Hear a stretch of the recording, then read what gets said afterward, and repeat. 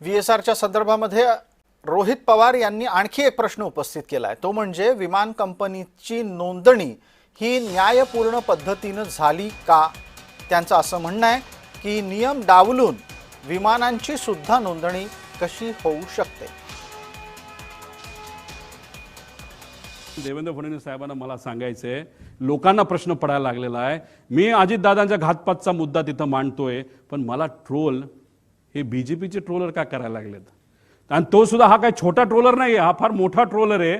आणि हा एकदा एखादी ट्वीट टाकली नाही तर मेसेज टाकला की हे जे बगल बच्चे जे आहेत पैसे घेऊन काम करणारे, हे सुद्धा त्या ठिकाणी रिट्वीट करतात आणि रिट्वीट माहिती करतात। आणि अजून एक मी आत्मविश्वासाने सांगतो, आणि काही लोकांकडे ते पुरावे आहेत, ह्याच माणसाली 2 दिवस आधी 28 तारखेच्या 2 दिवस म्हणजे ऍक्सिडेंटच्या 2 का 3 दिवस आधी एक अशी ट्वीट केली होती आणि ती 7.5 मिनिटांनंतर त्यांनी डिलीट केली। आणि त्या ट्वीटमध्ये दिलं होतं पुढच्या 2 दिवसामध्ये एक अशी घटना घडणार आहे, त्याच्यामध्ये महाराष्ट्राच्या राजकारणामध्ये खूप मोठा भूकंप येऊ शकतो, असं काहीतरी त्या महाशयाला लिहिलं होतं।